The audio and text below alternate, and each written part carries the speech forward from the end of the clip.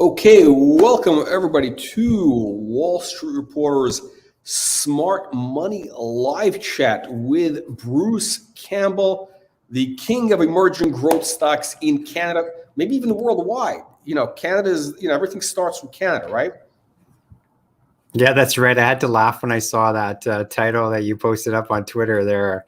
I had a good little chuckle. I don't really think of myself as the king of small caps, that's for sure, or emerging growth companies. No, Bruce, when you're on the wall with Wall, you're the king. Here, you're the king. You're the emperor of emerging growth companies. Nice. Well, definitely, stocks move when you're on BNN in Canada. Stocks move when you're on that show, right? Yeah, we always find it really crazy how that happens, both from the top picks at the end, and even when I talk about companies during the show. Yeah, they tend to have people buying them right away. Bruce, you're too modest. The Canadians are too modest. It's not like the Texans. So for anybody that's not in Canada, BNN that's like the U.S. equivalent of CNBC. We have to repeat that. Canada's the country north. But, okay. So Bruce, what I want to get into today is I want to really help investors understand your investment philosophy of really how to become successful at investing in emerging growth stocks, some of these micro cap type stocks. And we'll talk about some of your top picks, investment philosophy, and then the best part is we'll get into some audience questions in the live chat. So we're going to open it up for Q&A and all that good stuff. But let's start off with for anybody that because a lot of our audience is in the U.S. So tell us about tell us a little bit about Stonecastle Funds, like kind of the funds that you have, and about your background. How did you get into this racket? Yeah, I mean, that's a long story, but it sort of dates back to when I was in high school, and this is really dating myself, but it was back before online access, and at that point in time we had to trade stocks via telephone. You had to punch in a bunch of numbers and that type of thing, and so yeah, I had an online trading account when I was in high school. Just absolutely loved the markets, and knew that this was something I wanted to do. Went to university, graduated, went to work in the investment business. Later on finished my chartered financial analyst designation, my chartered alternative investment analyst designation. And then back in 2008, decided it was time to shake things up. So we had a baby, our first baby, in August of 2008. Major market turmoil, and you're having babies. So we had a baby in the end of August 2008, and then I launched the firm September 1st, 2008, and then the great financial crisis started, and that's probably where I got most of my gray hair from, I think.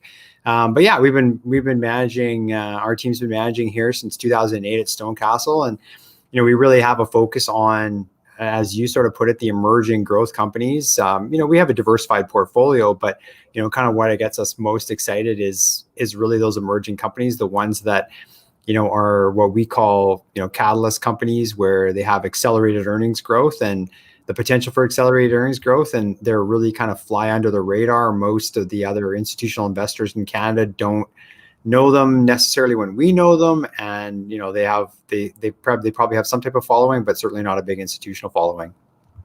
No, so it's very interesting. So you start off trading stocks in high school, basically, right? That's right. Yeah. And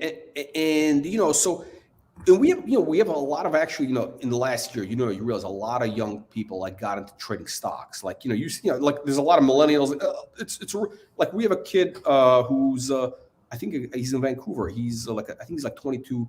He lives in his basement of his parents, and this guy Calvin, and he's turned $2,000 into like $1 million in the last year. Nice work. With a bunch of he parlayed these 10 baggers and other stocks, and so there's a lot of people getting into this now. When back in the day when I don't know if we're maybe the same age, but back before they had online trading with the phone. I remember the phone thing. Things are a little bit different. The stocks didn't quite move as fast. You didn't have these things go crazy like 10x in 4 months. It wasn't. What kind of stocks were you trading? Penny stocks in high school? I mean, obviously it was get the biggest bang for your buck. So I wasn't buying a third of a share of Berkshire Hathaway. It was to buy, like 1 million shares of some penny stock or something like that, right? And it was, it was mostly sort of random tips that I got and, sort of gleamings that I got from here or there. I grew up in Northern Alberta, so, there was a pretty heavy energy oil focus.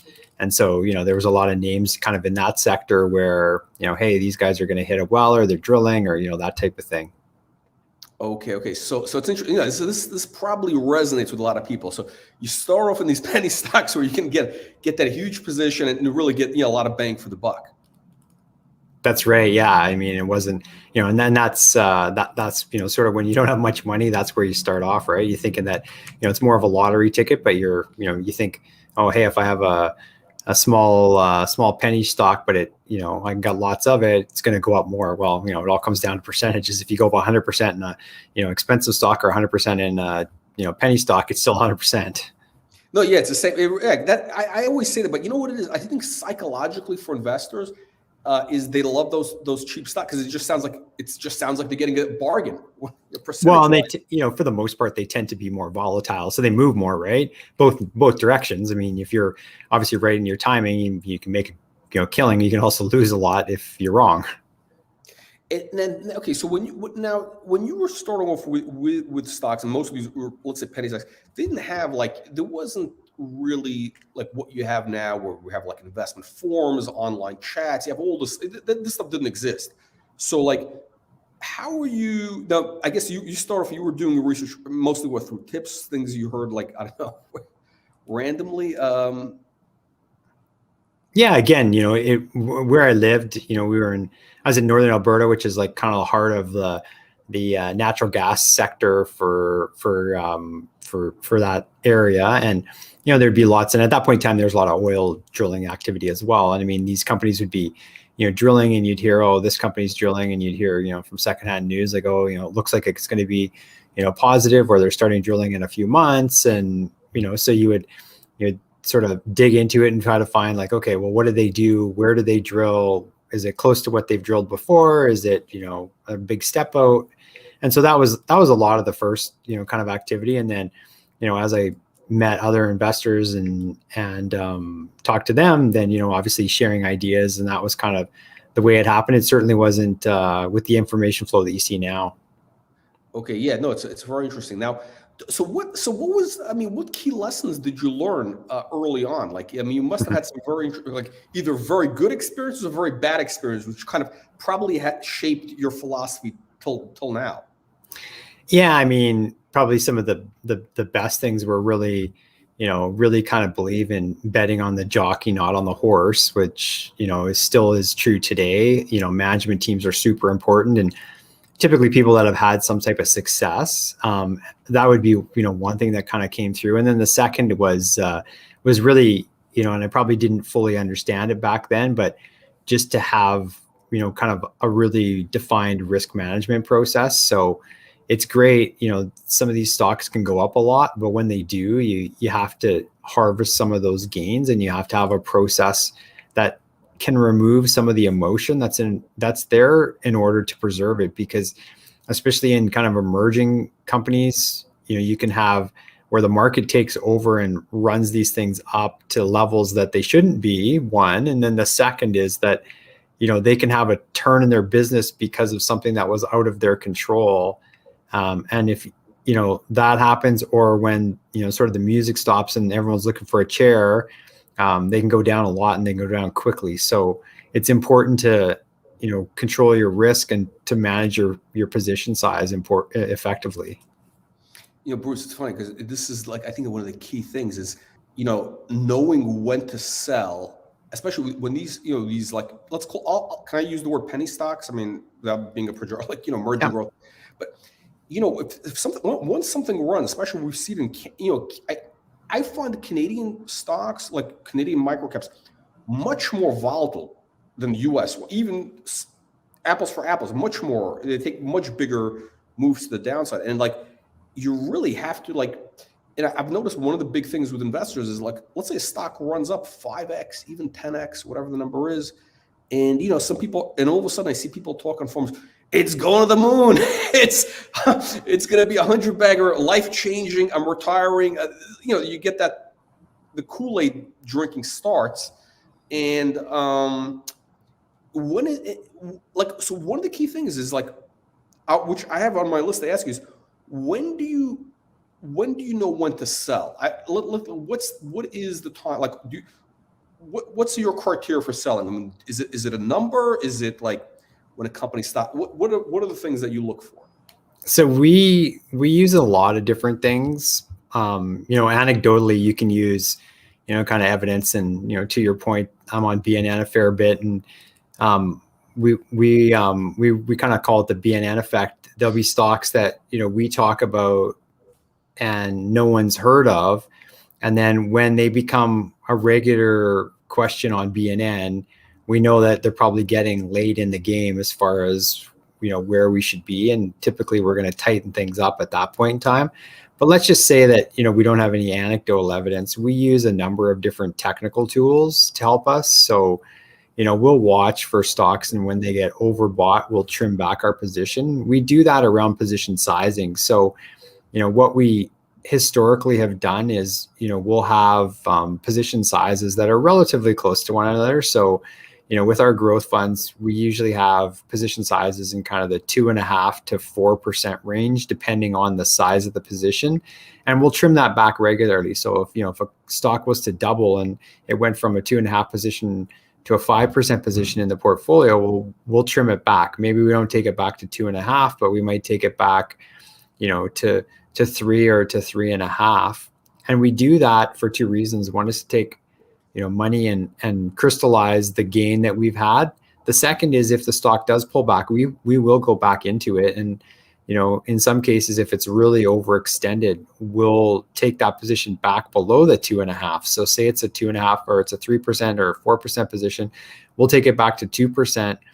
And if, the company is looking to do a financing, or if it pulls back for some reason, we'll come in and participate and, top the position back up. So having a sell discipline and knowing kind of when to sell is important. And I mean, we're humans just like everyone else. So there's times when we make mistakes as well. So, we'll look at something and say, okay, well, this is something that we need to watch closely, but we'll know there's some catalysts coming. And sometimes those catalysts never emerge. So it's really important to try to stick to your discipline as much as possible. Yeah, I'm so glad you're talking about this, because I mean, it's really, the risk management is absolutely key. When these microcap stocks, I mean, like, again, we talk about the guy who made from $2,000 to $1 million. That was all in on one stock, all in. That's a little bit. Yeah, I mean, I don't know how many. I mean, you don't do that, right? You don't do that with your portfolio. We would if we could, but yeah, that's challenging to do. Right, so right. That 2,000 maybe grows into 4, and then we're selling half of it, and then we have only 2,000 invested still, right? That would kind of be more the approach that we would take.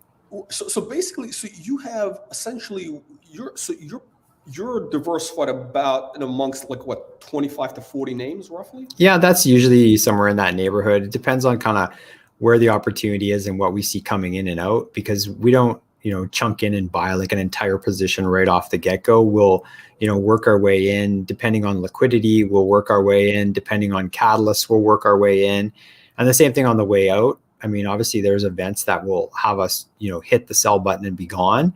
But other times we're, sort of constantly trimming, and there's been, some stocks that have made amazing moves over the years where, we'll trim 15 times before we eventually sell the last of the whole of the position. In hindsight, would we be better just holding that position? Yeah, of course. But for every time that happens, there's also times where, the Scud missile comes out of nowhere, hits the stock, and we're happy that we trimmed it back because we've taken some money off the table, crystallized our gains, and been able to diversify to protect capital.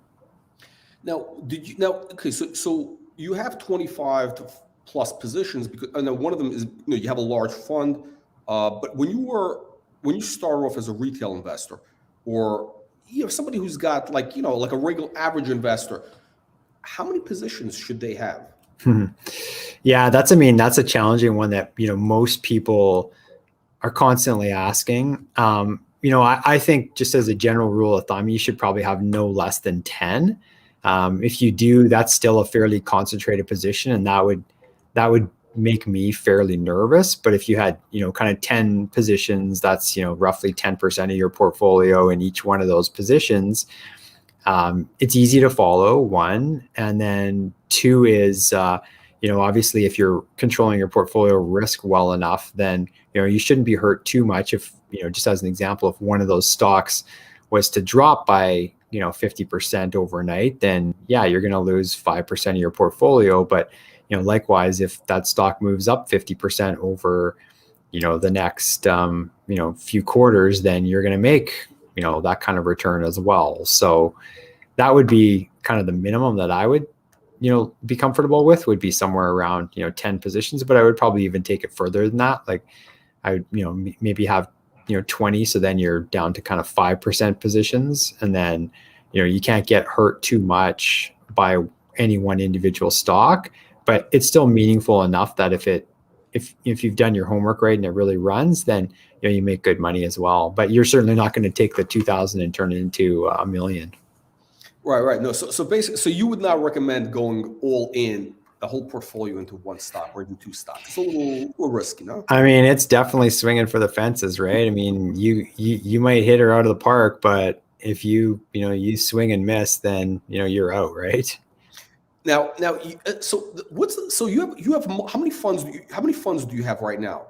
We manage 4 funds right now. So we have Stonecastle Fund, which is a growth fund. It's an OM based product. It's available to retail investors. We have 2 funds that we manage for purpose investments out of Toronto. One is a growth fund, and one's an income fund. They're both prospectus based funds. That they're also available for retail investors, but typically the people that we're dealing with those funds are retail investment advisors. So, they're putting their clients' money into that portfolio for a piece. And then we manage a cannabis fund for Spartan Investments out of Toronto, which is the Stonecastle Cannabis Growth Fund.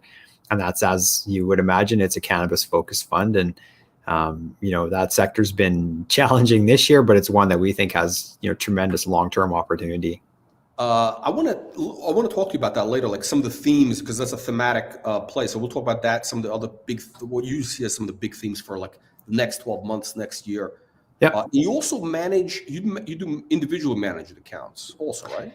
We do, yeah. So we have some wealthy individuals who we manage for, and that's on a segregated basis. So they don't have their funds pooled into one of our portfolios. Instead, we're managing, and they see, kind of all those individual positions in their portfolio on any given day.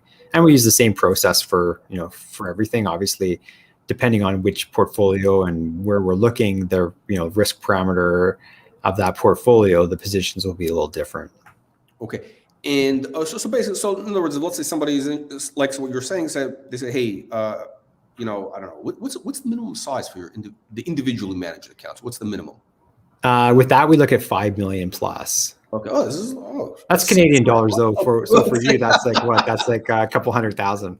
Okay. So this is like, because I know some guys in the US will do like 500. So 5 million. It's like that's a sizable thing. But listen, we have a lot of in our audience right now. There's all these Bitcoin billionaires right now, right? If they want to convert that money from Bitcoin into real money, they know who to call now. I think they would argue with you on that statement that Bitcoin isn't real money, but no, I know it's going on the moon. So Bruce, let's what I want today is, okay. So let's talk a little bit about investment philosophy. So we talk about like in terms of selling, and one thing is you mentioned technicals. Are you a chart guy, or you look at technical? Do you look at that stuff? So we look at two, like from the bottom up perspective, we look at really 2 different things. So we look at fundamentals, and on the fundamental side, we really fall into the quantitative investment management style. So we're looking for rate of change data on our companies. So we want to see that their rate of change is happening on the earnings level. And then as well, we rely quite heavily on technicals. So we have a number of different things that we look at from a technical standpoint. What we want to see, typically we're not buying something as it's dropping. Typically it's already, sort of made its move and there's catalysts that are there, but we rely on both of those with our portfolios. And then obviously there's qualitative factors as well. So, but the technicals is for timing, really. You use that just for timing, not you don't pick stocks based on the technicals, right? Correct. Yeah. So we don't, take a look and say, oh, well, this technically looks strong and we have no idea what it is.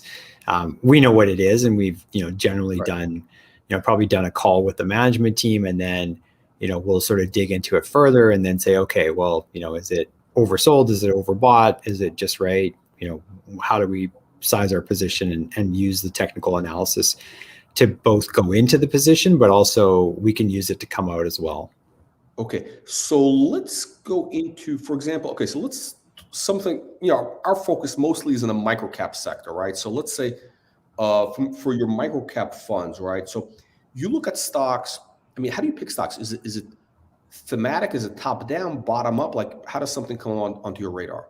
Yeah. So in our world, we talk top down, bottom up, but we talk probably a little bit differently than maybe your average viewer is used to. Our top down, we actually talk about that's whether or not we have our portfolio on offense or defense. And so we can be on offense and that's where we're fully invested, and we can be on defense and then we're not fully invested. We've got cash in the portfolio. That's the first process that we use. And then the second is looking at the bottom up, which is the individual stock selection criteria. And we sort of come across ideas in a number of different ways. So we'll screen out the universe based on, changes in earnings profiles, changes in sales profiles, changes in sectors. And then we'll obviously, once we've sort of shortlisted some companies, we'll dig deeper into those. We also get a lot of inbound ideas, both from brokers, but interestingly enough, we get some really interesting ideas from investors as well. And so, my inbox is jammed pretty much every day. I'm probably not unlike a lot of people. And it's tough to sort of screen through those, but I do try to, like, when somebody says, oh, take a look at this or take a look at that, I do try to look at that. And, one of the stocks that you've talked about in the past was one that came to us that way, and we did phenomenally well on it, was Relic. Oh, Relic. This is going back a few years ago now. And, somebody sent me an email and, it was sat in my inbox for a couple of weeks. And then when we dug into it, I did a call with Lisa and, really liked what we heard, and we invested and made, did really well. And that was an example of where we also used our stop loss process. So, we were able to technically trade out of that, although we liked what was happening. We moved, we kind of removed completely from that position and then revisited and went back into it, kind of after it went through its big, up to down to recover. You know what? I'll tell you what, it's an interesting, I think that's an interesting case study because so the idea kind of came in over the transom probably, what price was the stock? This was a couple of years ago. This was the early stage, right? Yeah, if I remember correctly, it was probably around 25, 30 cents at the time. Okay, so it was like 25. And this is probably at the stage where the company, it was a concept. They didn't really have, it was pre-revenue, right, at that time? That's right. They were just in the process. Like, they basically had developed everything, and they were just in the process of trying to sign on doctors groups and healthcare systems. And they were providing guidance at that point in time of where they thought they would be by the end of the year. And so we were using that to model out where we thought their revenue and their earnings could be. And it was obviously that, sort of classic hockey stick analogy. And the market saw the same thing. And then, often with a lot of businesses, it takes a little bit longer to get there than you think. And that's ended up what happening. And, the air came out of the balloon and the stock went way down. And, we stepped away from it for a while and obviously kept in touch with the management team and followed what they were doing. And then, went back when it seemed like everything turned around. Okay. So no, it's really like a typical microcap or successful microcap story. So the company starts out, they have a concept, it's pre-revenue. So this catalyst coming up. So you invested because you saw those you were buying into the catalyst story, right? Like, that was the idea? Correct. Yeah. So, I mean, we took a look and said, okay, I think at that point in time, they had signed, one or two health areas to come on board. And, we obviously didn't have a quantifiable number, but, from what they announced and what they felt was possible, we took a look and modeled that out, that if, the numbers they hit, what that would mean for the stock from a revenue perspective and from an earnings perspective, and what that would, trickle down to the bottom line. And then we applied a multiple that we thought was fair to that. And then, obviously looked at the room that we had for that to be potentially wrong, and thought, okay, well, if we invest, we should still do well. And we did really well. Obviously it took a lot longer than, their management team even expected it to. And so stock pulled way back and was kind of left for dead, as often happens. And then, they sort of kept plugging away at their business, and, now they're back on track. So it's interesting. Sometimes there's really two different entry points where you can get it, either early stage the first time around when it's, still like a dream, or I think even the better time is, after that dream crashes, but then the business continues and it becomes then the market gives up on it and you can get into it like, even cheap. And then when did you get back into Relic? When did you come back in for the second? We haven't been in for that long. It was earlier this year. So we're, it was probably around 90 cent range that we came back into it. It was probably like what, January, February? Yeah, it was earlier this year. Yeah. Okay. And then they started coming out with the contracts and all that, the momentum. Okay. We'll also, there's been companies where, we'll meet them, and we attend, a fair bit of smaller growth conferences. And so there's a good example where we met a company and we really liked what we heard. The stock didn't really trade much volume, and it wasn't really giving any accolades to what they thought they were going to do, but we watched it, and we watched it for about 3 years, to which point in time they were picking up contracts, and then the stock started to ramp up, and we bought it, and it was probably, over the course of 6 months, it was probably up, 150, 200%. And yet we had sat there and watched it for 3 years without owning it. And then, once the catalyst came, and what ended up happening is they, reported some cash flow positive quarters, and the stock, did really well. So there's times when we'll sit and wait for several years. It was what is now Vicinity. So it used to be the Grand West. Okay. They manufacture these, smaller transit buses, and they had, great success penetrating the Canadian market. And now they're getting into the US. Okay. Interesting. Now, by the way, do you focus only on Canadian emerging growth, or what is it, only Canadian? We tend to, we find that our universe, of stocks that we can get good financial information on is, sort of fluctuates between, say, 700 and 900 companies. And then the universe itself of other sort of prospective companies could run as high as maybe 1,400 companies. So that's a lot to try to stay on top of. Yeah. And then, obviously with the currency and that, then, we don't really venture too often into the US. That being said, we can, and there's certainly times when we do, but it's, more as probably bigger cap companies that, are more catalyst sector driven than they would be individual, emerging growth companies. So it's interesting. No, there's so many amazing companies in Canada, where you have these massive moves. It's why go, no need to go around the world. So in terms of Relic, so let's use that again, the case study. So you sort of did you meet with the CEO? What was your process? What's the process? And how do you scale into a position? How do you walk us through the whole process? Yeah. So with Relic, as I mentioned, someone who I don't believe I had ever spoke to before sent me an email and said, hey, have you looked at this company? I know you like to look at emerging companies. Have you looked at this one? here's what's happening. Full disclosure, I own a big position. It's always the case, right? That's when they contact you. Well, you probably never get emails from somebody who doesn't own a position, but this person actually said, with full disclosure, I own a position in it. So I was like, okay. And so, like I said, the day it came in, I just kind of, had a quick skim and was like, okay, whatever, it's just another email that I get.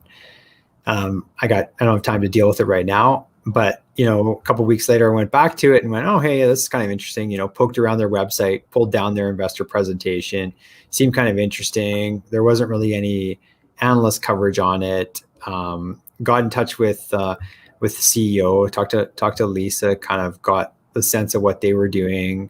Poked around some more, found some analysts who weren't covering it per se, but had looked at it. So they helped us kind of model out where we thought the stock could, or where the business could go.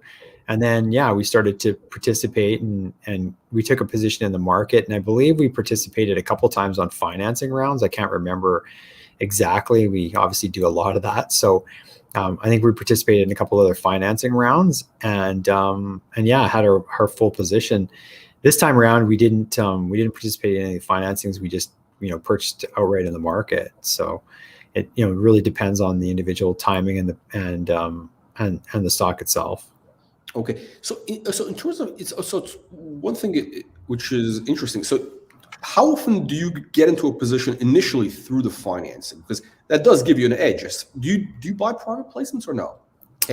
We will. There's times when we don't own a position in a company and it's one that's, kind of on our short list. The issue is developing that short list, right? So quite often the list is so long that you can't own everything. And so, it's a function of, we sort of think of it as an arm wrestling contest every day. And in the office amongst our stocks, which is, whoever wins the most arm wrestling contests is the one we want to own first. But there's other companies that are down the list that, maybe didn't even show up the day for the arm wrestling contest, and we want to invest in them. And then all of a sudden, lo and behold, they're doing a financing, and typically it's done at a discount. Typically it's done with some type of sweetener in warrants. And and then at that point in time, we just kind of weigh and say, okay, well, do we want to participate in this? Well, if it's at a 5, 7, 10% discount to where it last traded and we get a warrant, we'll look at what we've done and whether or not we want to own it. And, that'll sometimes be the catalyst for us to get involved. No, because that definitely gives you an edge, having that, between the discount and the warrant. It does, yeah. And the other thing that happens is, when I talked about kind of positions and how we get into positions, kind of one of the advantages of sitting in our chair is that, we're pretty well known in Canada for what we do. And so I think we're probably, certainly in the top part of the list of times when, brokers will call us to talk to us about, opportunities. And there's lots of times when we do a wall cross where, they'll bring us over the wall and then we know material information. And obviously we can't trade on the stock, but, typically they're going to be doing a financing down the road. And then, we kind of know perhaps what their catalysts are. Maybe it's an acquisition. And then we just sit and wait. And, if that deal comes through, we'll participate in the financing. And we get a lot of opportunity on that as well, where, that'll be where we get into new positions as well. Okay. So I want to ask you, going back to the stock selection, I want to ask you a few more questions, and I want to get some audience questions, because we've got a lot of people who are going to have questions for you. And of course, anybody who has ideas for you, they're welcome to contact you, right? To send in those ideas. So, somebody that wants, it's how do they get in touch with you? Twitter? I know you're on Twitter, right? Most people send emails. That's probably the best way. And there's, probably a lot of people think, oh my gosh, I sent this guy an email with the biggest gem and he never got back to me. Certainly try to read them all. Sometimes I don't have time to respond back to everybody, especially in any type of intelligent fashion, except for, maybe thanks for sending the information. But yeah, that's where a lot of people reach out. Some people, still reach out by the phone. It's probably a little more challenging to get through just because, we do deal with a lot of phone calls and meetings in an average day. Okay. Bruce, are you good for time? Or yeah, I'm good here for a few minutes. Yeah. Okay. So let me see. I want to ask two questions, and then we'll jump into audience. So back to this stock selection. What are the like the key things that I don't know if you want to weigh them in order of like is valuation, CEO, theme. Give us what's the most important? Like if you want to maybe rank the level of Well, I mean, there's a few things. Obviously, the management team and their past is fairly important. And this is one of those things that, I really think is experience. You're never, I shouldn't say never, but very rarely are you going to meet a management team that has a bad story to tell you. If they do, that would be like the first, red flag. But, everyone's got a great story. Everyone's got a great plan. And, sort of as you've been in the business long enough, you can sometimes sniff out what the differences are. But even that can be challenging because, of course, everyone's passionate about what they're doing. Otherwise, they wouldn't be doing it. But some people are better at executing than others. And so, we really try to look and say, what kind of past success have they had? I don't know what scale. It's a lot different if they, took a $1 million company and, managed to get it to a $2 million market cap before they, sold it out, versus if they, had a small, $1 million market cap and they, turned it into a, $2 billion company and then sold it out for, to private equity for $4 billion. Obviously that's a lot bigger success, probably takes a lot longer, but we look at that first and foremost. And then, we kind of look at the opportunity with the individual stock. So, not just the opportunity today, but in the future and what that means. And then the valuation, and valuation isn't the only thing for us, because we'll often buy companies that are expensive because they become even more expensive, especially as they execute on their business plan and more people discover them. So that's important as well. And then, obviously one of the things with us is, we're of size now that we have to be cognizant of liquidity. So, we can't be in the pool splashing around and, the water's sloshing out because we're so big. So, there has to be a certain amount of liquidity that allows us to get in and get out and not have too much of impact whenever we go into those positions. What's the smallest market cap you would look at? Is that a factor? Well, we'll look at really everything. It comes down more to liquidity.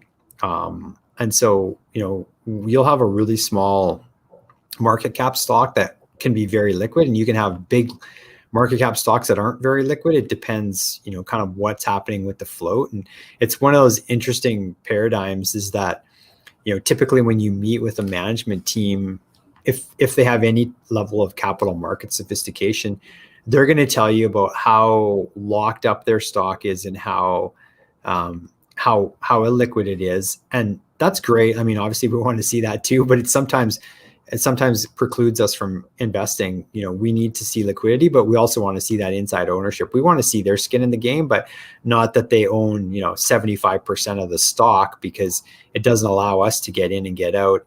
And, we can always get in. You can always get in.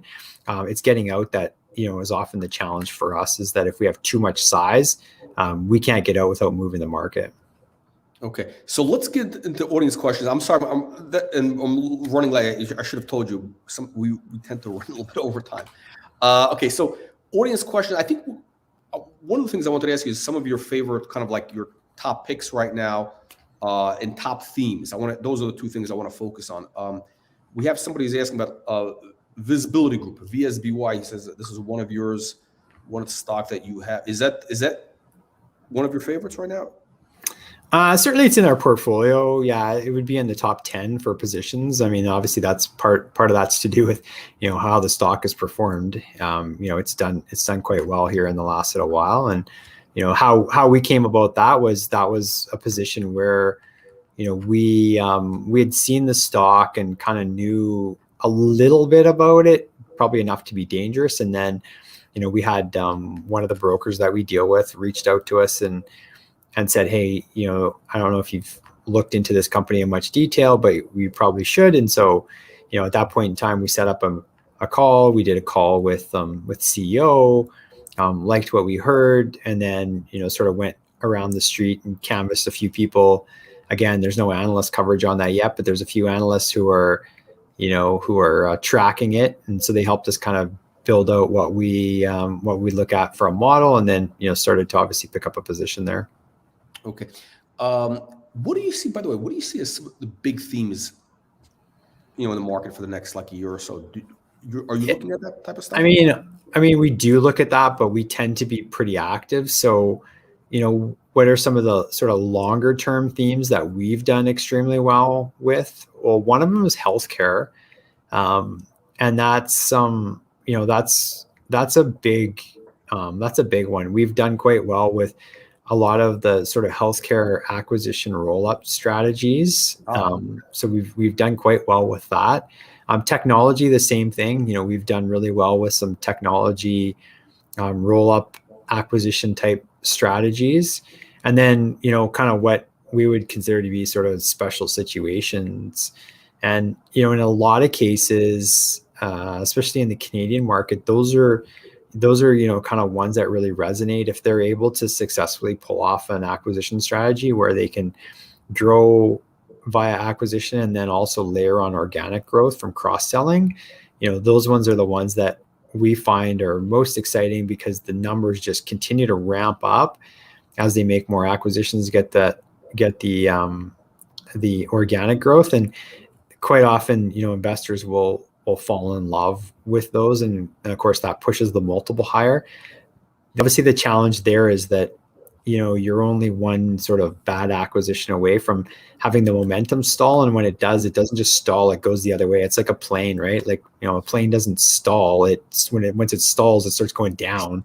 Right.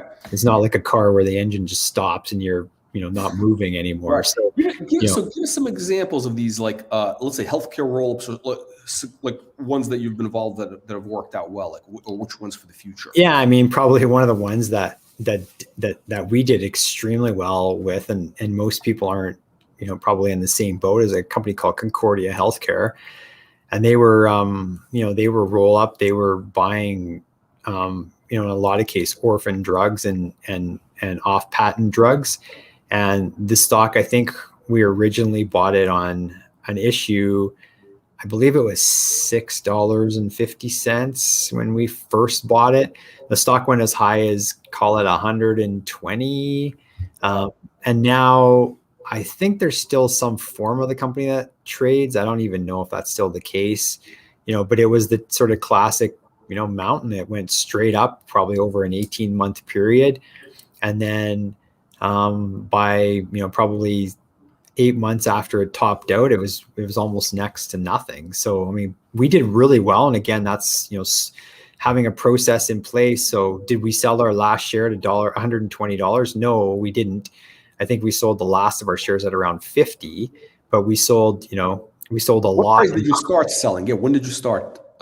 We probably started selling at $12 because it had doubled, at that point in time. And that's one where I think we might have sold that stock 15 or 16 times as it went up. And then, the last of our position was sold at 50 as it, came down from 120. And you sort of think like, well, wow, like that's a big drop, but we still made phenomenal money on it. There's another company, you kind of go back in history, Auto Canada, which is still trading now.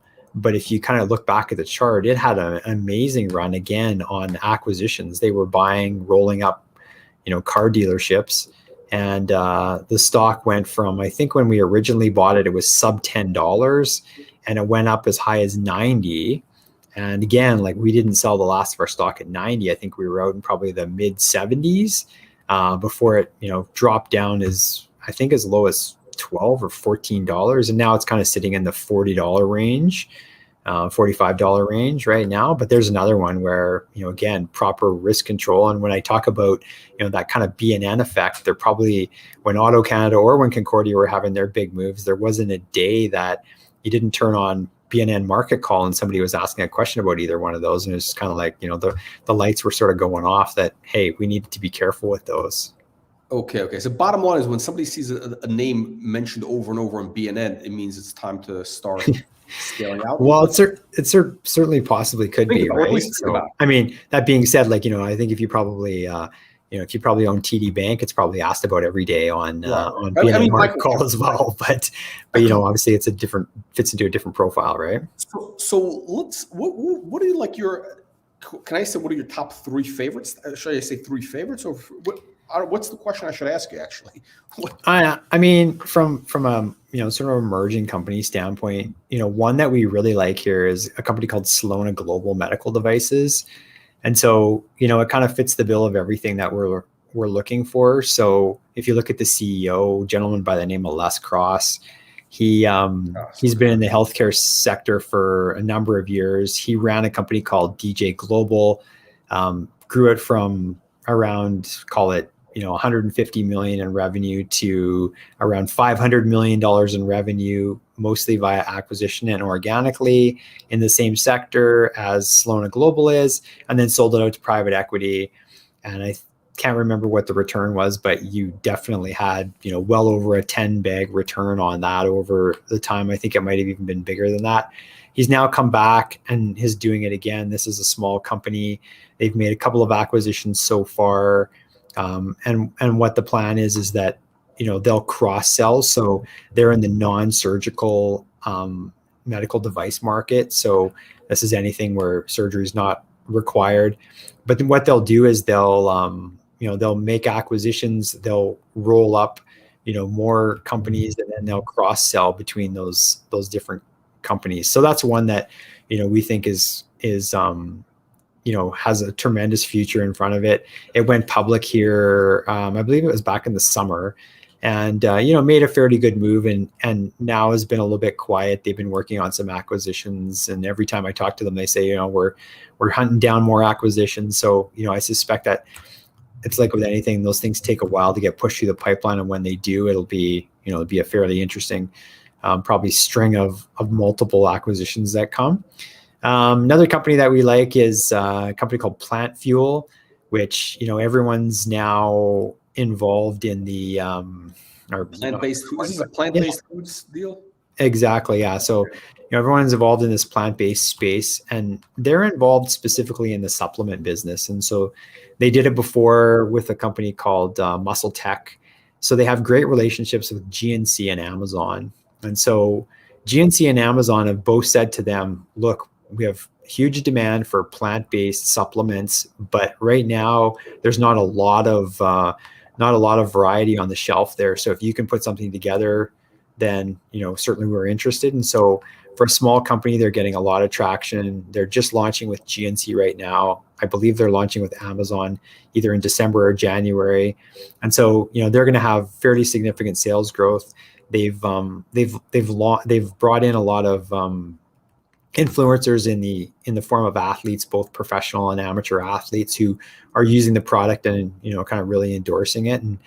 And so that's one. This is nutritional supplements that are plant. So it's like for building muscles, stuff like that. Correct. Yeah. So they'll have an entire line. Right now they have kind of the typical kind of protein powders and pre-workout drinks that you would would normally expect. But in this case, where before, if you went into a GNC, you'd be getting, some type of animal protein or milk protein. This is all pure plant protein. Okay. Interesting. Okay.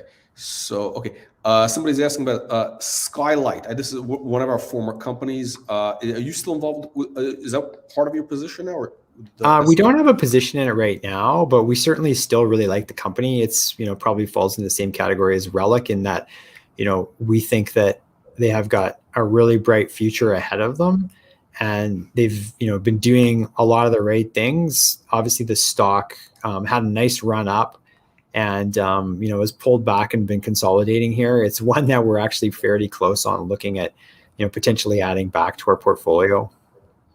No, was there a B&N effect in that? Were people mentioning that a lot, and that's when you kind of got out of it or something? Or it wasn't. No, it probably still wasn't that well followed. I mentioned it, and it was a top pick on market call for myself, but it was just really kind of the height of the pandemic. They were sort of more identified as like a telemedicine stock, which is part of what they do. But obviously when Teladocs and a lot of their peers were really running, that stock was really on fire. And then kind of as the pandemic subsided to a certain degree and there became more competition in that telemedicine space, then the stock price started to drop back a bit. But there's so much more than just telemedicine. That's what we like about them. Okay, so you kind of get in and out of these stocks. In other words, look, once you see like let's say something comes down in value or the story catches up, then you might get back into something. Yeah, correct. Yeah, we'll sell something out, and literally we could buy it back 2 days later if something changes, or if our decision making process evaluates that there's a big opportunity ahead. Okay.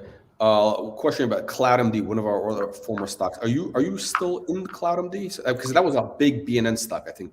It was, yeah. I mean, same thing with it. I mean, we don't own a position right now, but we have in the past, and it's again one that we're looking at, and it fits into the same category, right? And that it sort of went up with the telemedicine stocks, and it's more than just telemedicine. And obviously, they're putting together both physical and virtual clinics, and so it's one that again we have our eye on. We don't own it right now, but we've been sort of just waiting for certain things to happen before we go back in. Well, okay, so people are talking about Plantfield, Bruce. There might be the Wall Street Reporter effect now. Instead of BNN, now that you're talking about Plantfield, the stock might double tomorrow. No, I don't think that'll happen. But 28 cents. It's the right price. That's the right price. Certainly, I'm not going to argue if it does. Let's see what. Okay, so you mentioned Plantfield. You mentioned this Salona. You want to give us one more? Well, I mean, obviously we've talked about Relic and Visibility, Relic. And I mean, both of those are ones that that we really like as well.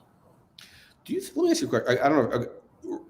So Relic, I guess their big thing with Relic is this, getting to this $24 million run rate by December. That's kind of, so I'm looking at it my perspective. You tell me how you're looking at it. Like I'm looking at it from an investor standpoint. Again, purely opinion, like this is not an investment advice. This is all disclaimers. So if they hit this 24 million run rate by December, right? Potentially they could be valued at 40x revenues because the market loves those telehealth plays. No, so it would be $5 stock price. Yeah, I mean, I think that's a bit, that's probably a little bit extreme. From my perspective, that you would see that on that revenue number. Could it be a $5 stock? Yeah, it could be, but that's probably more likely on them doing $60 million next year, going to $120 million in 2024, than it is based on the $24 million run rate now. Just because I think that multiple is probably a little bit on the high side for sort of the duration, right? But do you see it as a double? Can you see it as a double the next couple of months? Oh yeah, I mean, if you look at their revenue projections, I mean, their revenue talks about them being, they're going from 24 million run rate this year to where they would exit 2022 at sort of that $60 million run rate. If they hit those numbers, that's phenomenal growth, and at that time they should also be kicking off some serious cash flow, and that's where the attention of the stock really gets interesting, because at that point in time they would become probably a fairly significant takeover target as well. It's we did an interview with her today, and she was talking about the big data aspect of the business, which they expect to kick in next 2023, which could be another catalyst potential down the road. Most people aren't even looking at that. Okay, we got a message from. But are you looking at the big data? Do you see that as a catalyst for? It will be. I mean, it's certainly not on the radar right now. I mean, they haven't even really started to roll that out or trying to monetize that. But when they do, I mean, that could be another really significant catalyst to their business. So, if we're sitting here in 2024, that might be the only thing not the only thing, but I mean, we might be talking significantly about that and not, as much about their other business. But obviously there's a lot of stuff that has to happen. And, like I said earlier, sometimes with these things, it takes a lot longer to get them done than we ever expect. But you know how it is, buy the rumor, sell the news. That's the 100%. Yeah. By the way, this is the guy I was telling you about, the Calvin Ting. This is the kid who turned $2,000 with like $1 million in like 6 or 9 months, about six months. He's in Vancouver. He should come work for you. So there you I go. love you, Bruce. You introduced me to Cloud MD. You changed my life changing. Well, there you go. Good for him. That's awesome. If you're looking for like a junior analyst, this guy goes all in. It's there you go. Maybe you can create a special fund. This is the like the kamikaze fund. That's right. Yeah. Yeah. We're either gonna go. We're gonna be gazillionaires or we'll be broke. We're not sure what will deliver to you, but. Okay, another guy saying thank you, Bruce. He's done well with your picks. And question: do you have a target for visibility?